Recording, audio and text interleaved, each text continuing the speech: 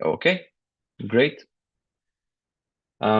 Yeah, so again, hello everyone. My name is Sten, and I'm the head of SEO and customer success at Jet Octopus, the technical crawling platform. So today we're gonna be talking about the technical roadmap for SEOs for 2026 to properly optimize for AI crawling and AI visibility. So as the last time, um, our webinar is going to be split into two parts. The first one is going to be the presentation itself, and the second part is going to be the Q&A session when you'll be able to ask the questions in the chat, and I'll try to answer all of them. Um, At the beginning, I would like to make a small recap of the things which we discussed earlier and during the first and the second parts of our webinar series. So the first thing to remember is that AI bots are the AI bots activity is actively rising. So all the information which we gathered from the data we have ability to process, we can admit that in 2025 and in 2024, all the trends of AI bots that have been crawling the web and the AI bots that have been training upon the data and um, AI user bot visits are only growing. And since 2025, ChatGPT and other AI tools started actively to Google on behalf of the users. And actually, this activity of searching on behalf of the users is 70% of all AI activity on the web, right? So this is something we already discussed together. And the AI tools consequently generate a huge amount of searches, which are typically very long in comparison to classical keywords, which we work with as SEOs, right? So those are called fan out searches, and they're typically 10, 9 words length, and they usually don't have any clicks, but have an amount of impressions.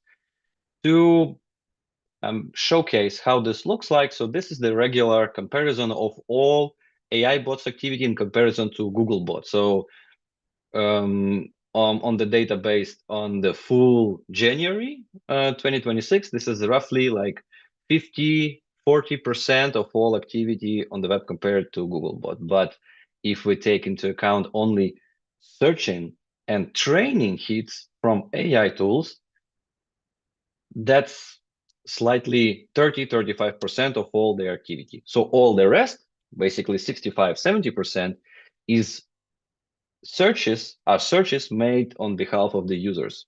So the searches which are generated by live questions of the users of ChatGPT and other AI platforms. So considering this, SEO is again no longer about the rankings. It's about your content being chosen as the source of an answer for a user.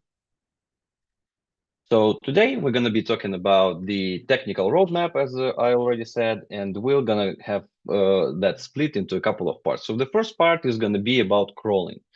So there's probably no surprise for you here, but AI bots, they don't pay attention to canonicals and meta-name robots tags, okay? They continue to crawl your non-indexable pages because what? Because those pages have internal links, right? So there is no difference for AI bots whether the content is placed on a non-indexable page or indexable page. So the content that thought to be hidden from crawling is actually read by AI and being used in the answers. In order to prevent AI bots to crawl some part of your websites, a big surprise, you can actually choose and you can use the robots.txt file.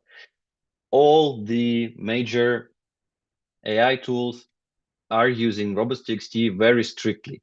So for to close the pages from crawling, but or even from training and searching from AI tools, you can use the robots.txt file. Let's remember again. So the robots.txt file was initially created to stop search bots from crawling the files on the website, like images, some scripts, some internal requests to the databases, and so on.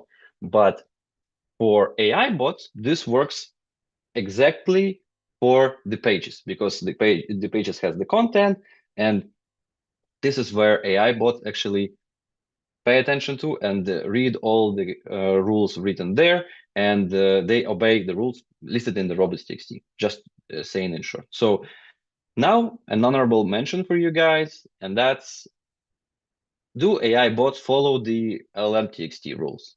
Do they actually do you need to have this file on your website? I know that you probably, the ones who already are subscribed to our LinkedIn or to our CTO Serge, so he has already made a couple of statements for a while, and of course the answer is no. AI bots, they don't pay attention to LLM.txt, and they don't read the rules there. They don't even hit that file, which is visible through the log lines of all of our clients. So no, don't waste your time on this, okay? And the third question, which we're going to answer right now, is, do AI bots crawl the sitemaps? And that's partially yes.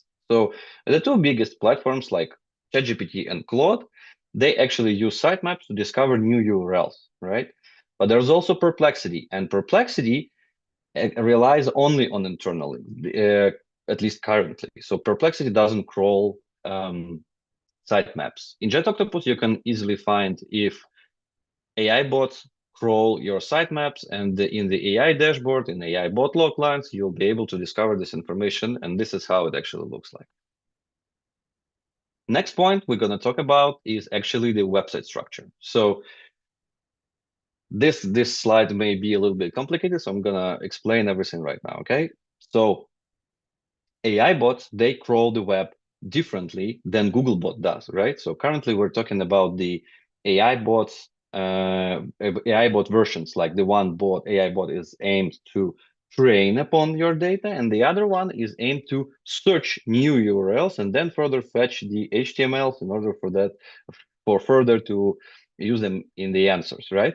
So as you can see on the left, you have the regular picture of Googlebot crawling through the website through many levels of DFIs. Let's say how many clicks you need from homepage to reach some particular page on your website, right? So the distribution here is pretty fine. So pages within 2 clicks, 3 clicks, they get like more than 10 visits from Googlebot on average.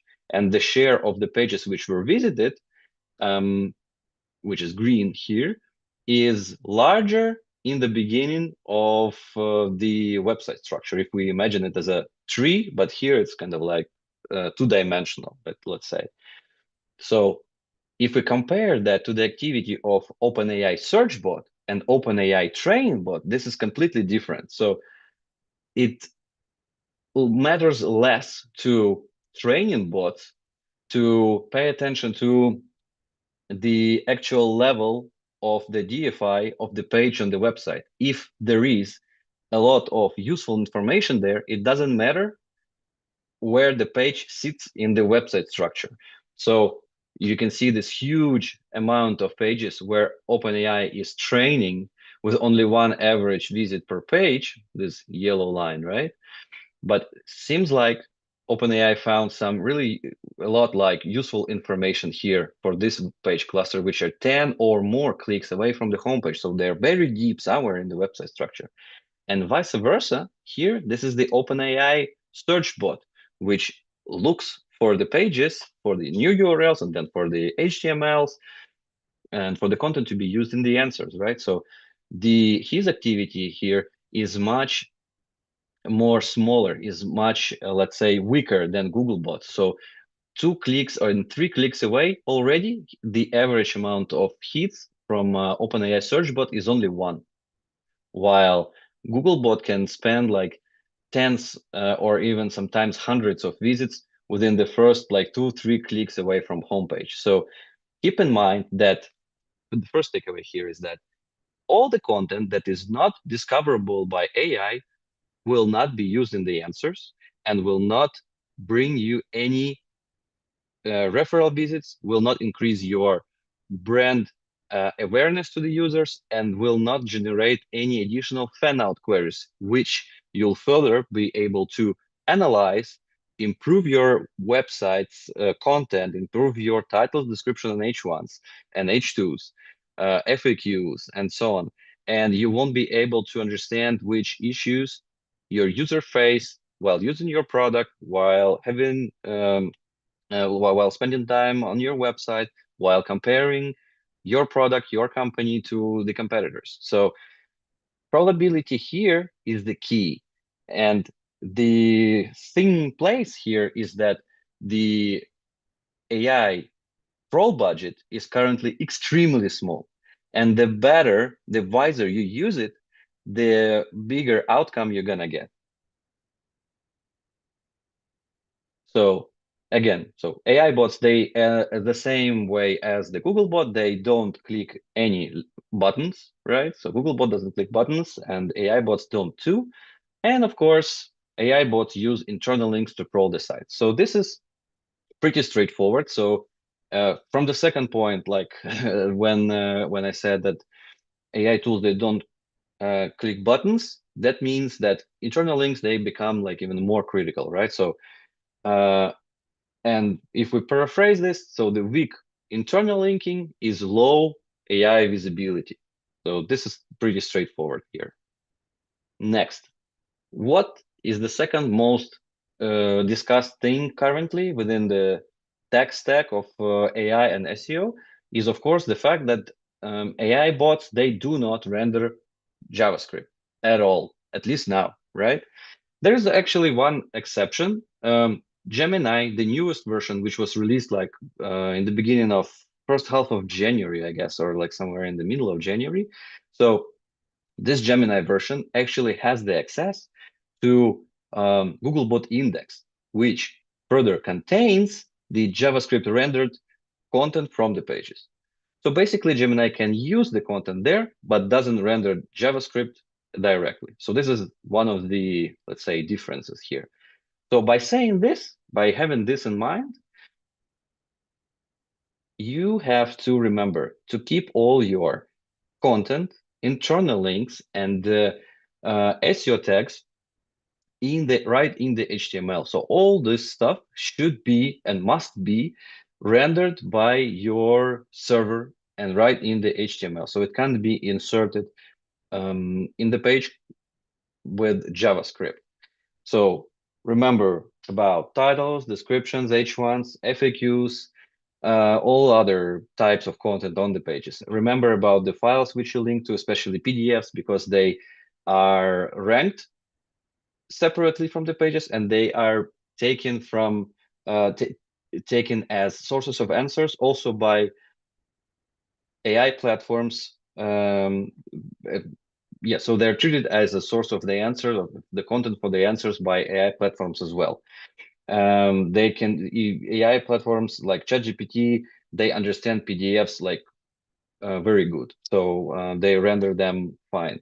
And as well, we shouldn't um, forget about the regular SEO things. So all the hreflangs and the canonicals and the metaname robots tags, they also need to be inserted right into HTML.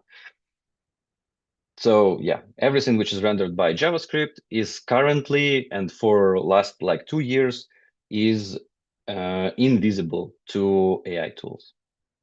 Next point is, of course, the website speed. So yeah, recently there was the fact that Google actually updated their policy for crawling the web, right? Or how it was technically, it's actually technically called, I don't recall right now. So basically there is a cap of 2 megabytes for each HTML file to be crawled by Googlebot, right? And each file related to this HTML as well. But AI tools or AI crawlers, they are not as powerful as Googlebot, right? And AI tools initially they were created not as crawlers, but as responders, as answer engines, right? So, and there is no official information, in fact, about the technical requirements or technical caps, but we're going to stick to industry standards here, okay? So the time to first byte is recommended to be lower than 600 milliseconds.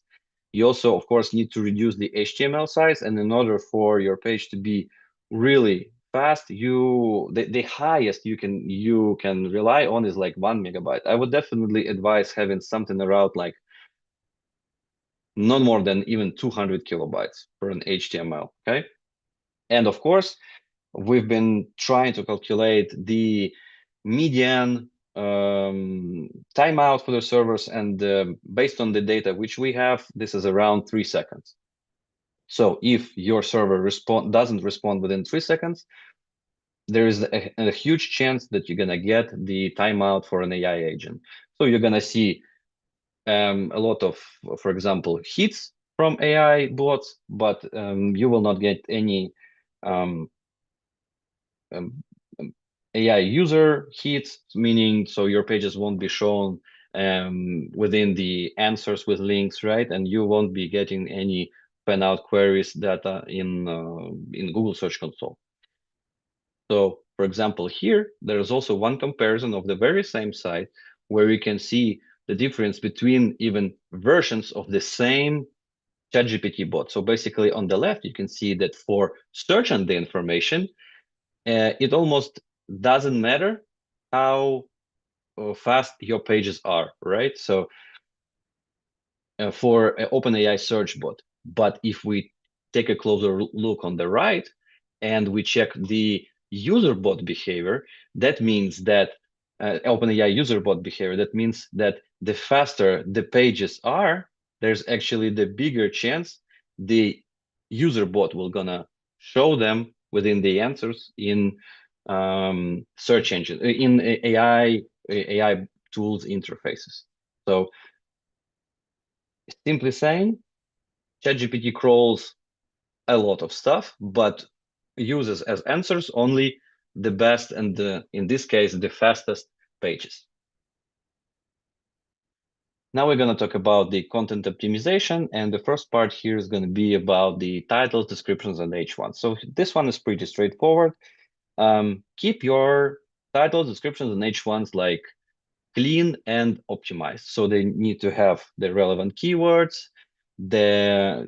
Your search snippets need to be eye-catching. So here we don't forget about our classical SEO. So use emojis or special symbols to boost your snippet CTR, which further can drive the organic positions growth, because like your click-through rate is going to be higher than your neighbors within the SERPs. Okay. Also, don't forget to review and update these elements, because AI tools and the Google Search Console itself from regular SERPs information is giving you a lot of hints on which keywords you can actually get. We've actually yesterday released the tool which allows you to see all the information and all the terms which gather the impressions from Google Search Console, and you'll be able to use the AI directly in JetOctopus interface to update them, gain visibility in AI, in SERPs, improve that, and even scale that to almost all of the pages of your website, right? So keep in mind that those need to be updated in order to grow constantly. Talking about the content, we've also already discussed the fan out queries, which are very informative, not only for the on-page content where you can simply understand what your users are talking about and where you can understand their pains or probably their issues which they're facing, or the questions they're looking for the answers on your page, right? So update the on-page content, answer the questions listed in the questions of fan out queries, answer them in your FAQ sections in order to boost the visibility in AI even further. This will also make your pages always up to date and fresh.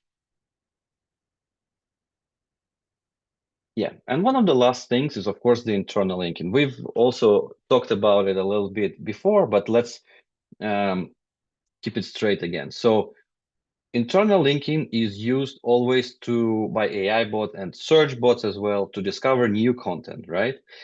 Some of the AI tools use only the internal links. Anchors to those internal links are vital to make the AI tool crawl them. If those anchors are descriptive, if they're relevant to the pages which AI bot is currently browsing, right? So there is the higher chance the AI bots will continue crawling your site and they will get the information from those pages as well. I think you also recall one of the tactics made by Bruce Clay, I think like 15 or like 17 years ago, which is called like the silo internal linking. Afterwards, and some of the years, it was enhanced by one of the French SEOs, and he was talking about like the semantic cocoons.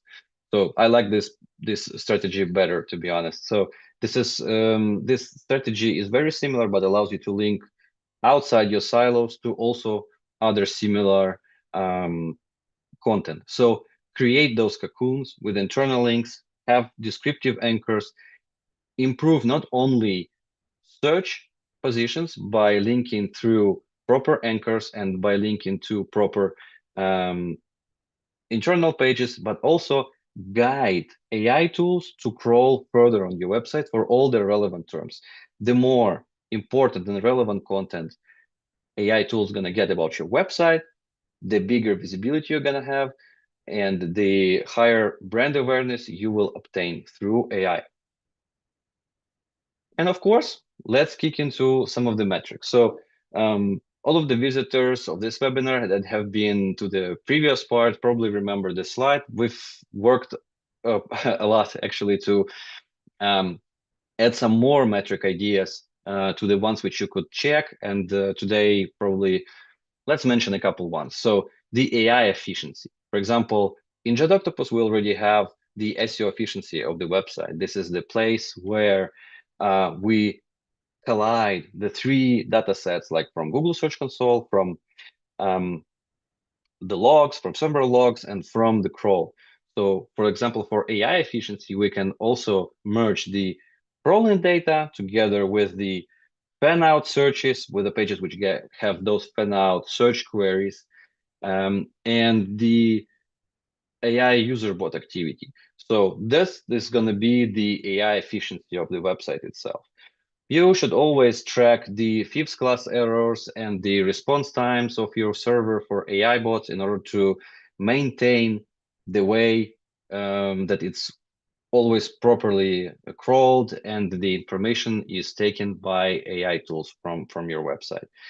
Um, it's very important also to measure not only the fan out searches volume separately, but also that's also a great opportunity to compare it to the actual organic searches pointing to this page to see the proportion if the organic searches are growing or going down versus the fan out searches increasing or not.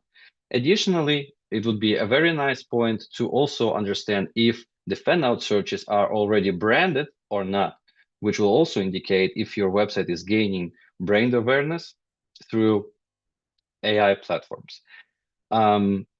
Yeah, so there are a couple of examples. So, of course, you can get all the needed technical information about AI bots through already existing functionality of JetOctopus, whether the URLs are getting hallucinations or what is the complete list of all the AI platforms crawling your website, what are the response codes and other errors they're getting, what content they crawl, like here, whether ChatGPT user or OpenAI training or search bot is visiting your pages, or all other AI tools will also visit, and how many times per month, and what are the top URLs.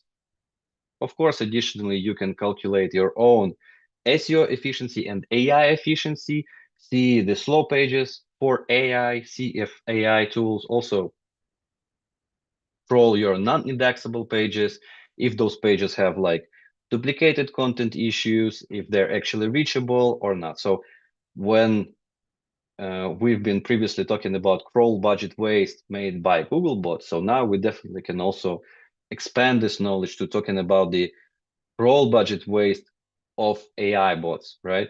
And the way they spend it on your website. So now we already know that the SEO has evolved and the way user search has changed. And the question you have to answer is, will AI choose you as the source for an answer for millions of other users?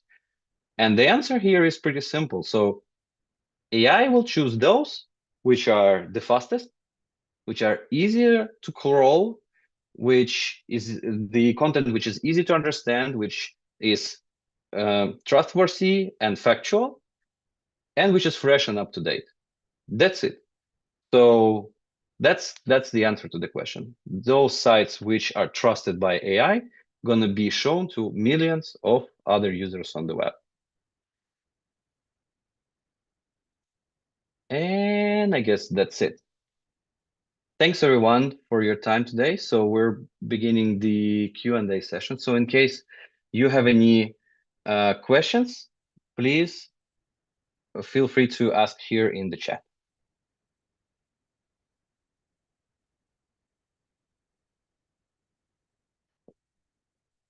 Yeah, you will get the recording on YouTube.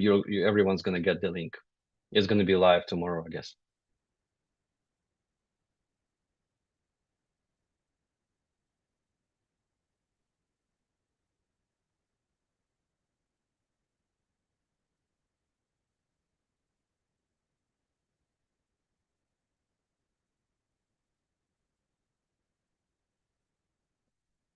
Okay, so no questions for today.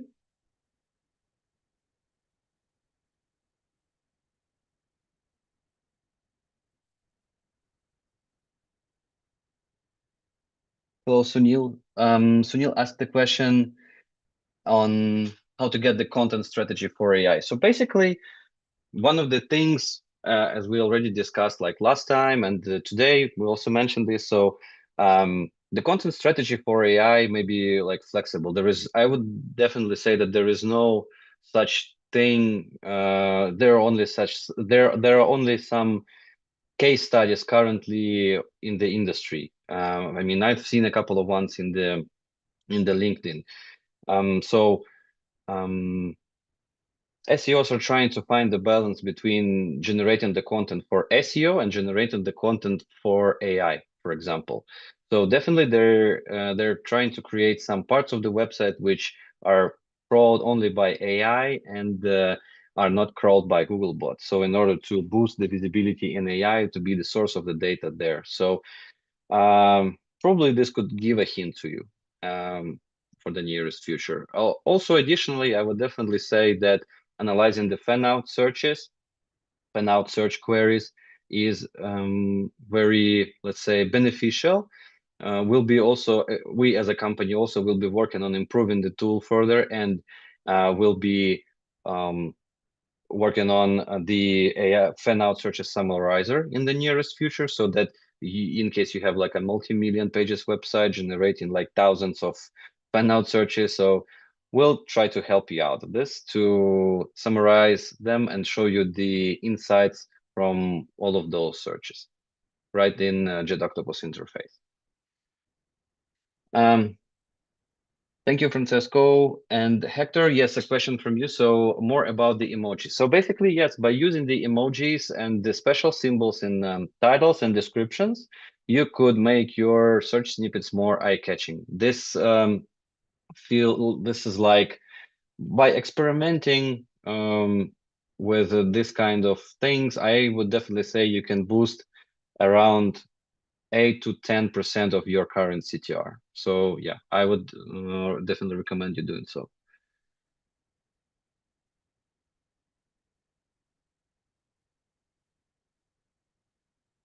Um, Hello, Kai. Yes, those tools definitely are inflating the bot. They're definitely inflating the number of long tail searches and the volume for them. That's true. Um, The AI prompt tracking tools, yeah, I would definitely say yes, that they do they do inflate the number of fan out searches. Yes, I would also say that as well. We see a lot of um, very long searches, like 3, 4 lines long, which are repeated. So that's why there, yeah, this is I would say this is true.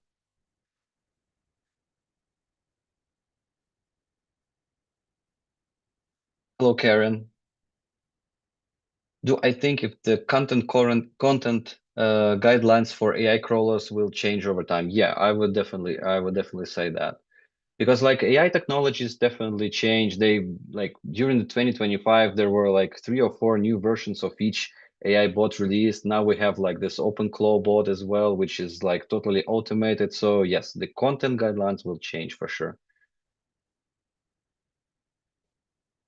Well, and you're also partially true that the SEO guidelines from like I wouldn't say like 10 years ago, but like 5 or 7 years ago, they definitely work currently for AI. They like AI tools don't take into account that many ranking factors because they actually don't rank, right? So they kind of like choose the content based on the facts they already know about the some of the things they have been trained upon, right?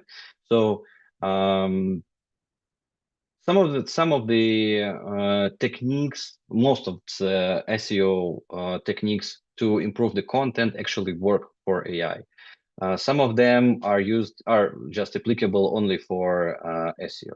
Yeah, that's it.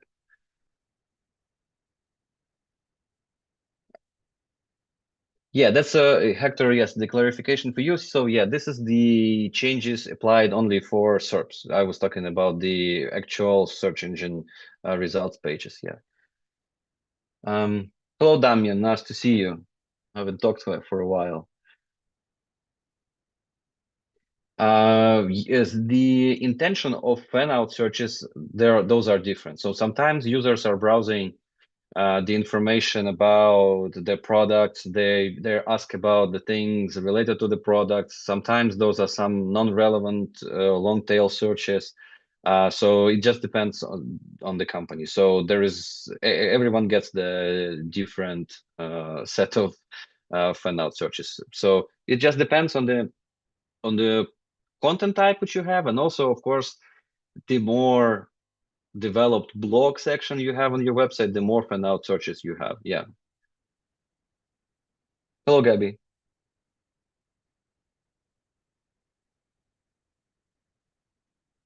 You've asked about hallucinations that could be related to misspelled domains or cited instead of the correct brand domain.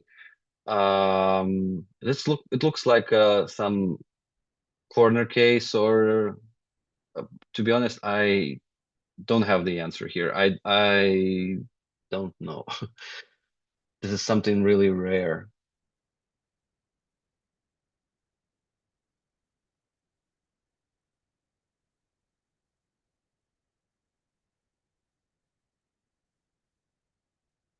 Well, if you already have also just continuing to answering the Gabby. So if you already have the information, if you already have your server logs and you are able to segment out the mm, the fan out searches in Google Search Console and compare them together. So probably this could give you a hint.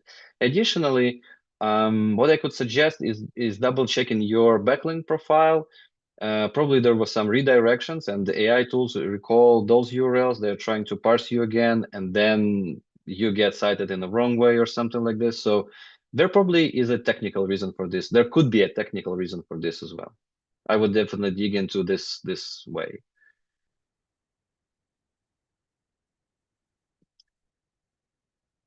Yeah, you're welcome, Hector, and Gabby, you're welcome too. Yeah, thanks for coming today. Kai, thanks for the question. So, I would definitely say until the end of this quarter, or I would be definitely insisting to like releasing them as soon as possible. We already have all the AI related tools on board already. So the AI log analyzer, the page AI improver or like optimizer, you're able to optimize the title descriptions and H1s with AI based on the terms which the URLs are ranked for already, and just simply export this information and upload new titles, descriptions, and H1s to your CMS or whatever. We have an AI internal linker which builds the um, cosine similarity vectors for all of the pages and then further interlinks them based on this and based on silent interlinking and so on. So this one is very flexible, designed for multi-million pages websites as well. So this is also included in the packages, in all the packages, so no extra charges here. And the fan out searches analyzer as well. So everything's going to be, yeah, already included in the package.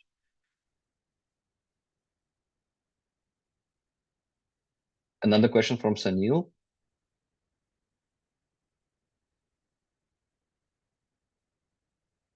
Oh wow. Actually, have never. I mean, I understand what you're talking about, but I think we just don't have any uh, Chinese websites we work with currently, so I didn't even check the ByteDance AI agent. Would you mind typing down the user agent string or user agent bot name so that I could check and further get back to you? Also, if you don't mind, please write down your email so that we could reconnect further and discuss this matter, okay?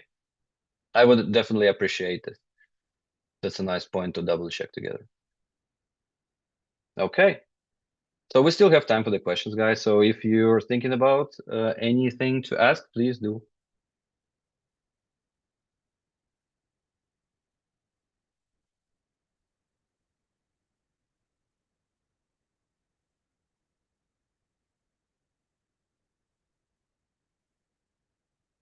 Okay.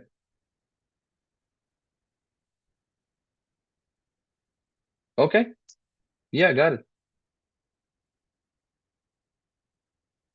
Let us get back to you tomorrow already. I'll just share the findings which we have.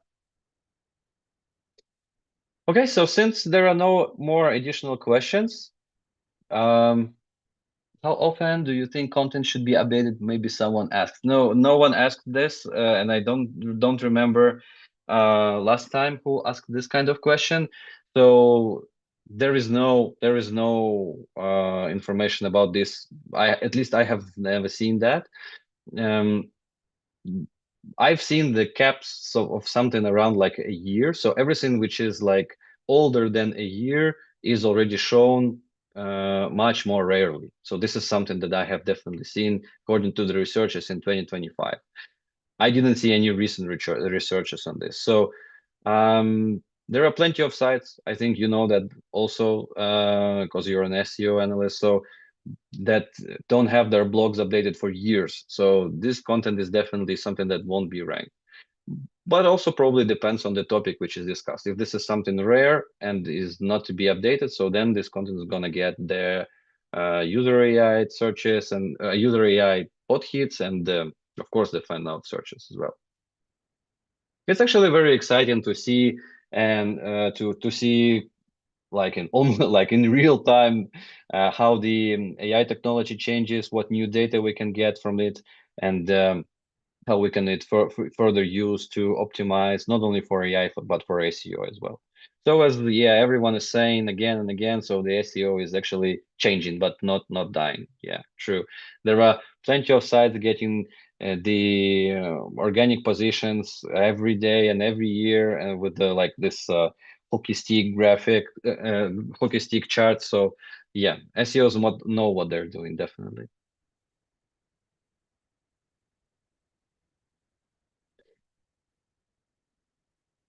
Yeah, no problem, Damian. By the way, all the recordings of previous webinars are also on our YouTube channel, so subscribe or watch them later. Also, please do subscribe to our LinkedIn, where we also announce our all future webinars and all the news which we get from the data we operate with. So yeah, let's stay tuned and keep in touch. To explore all the data available in JetOctopus, you can subscribe for a live demo, and we can discuss the details about the further subscriptions. Thanks, Anatoly. Okay, guys, thanks everyone for being today with me. Hope to see you on our next webinar.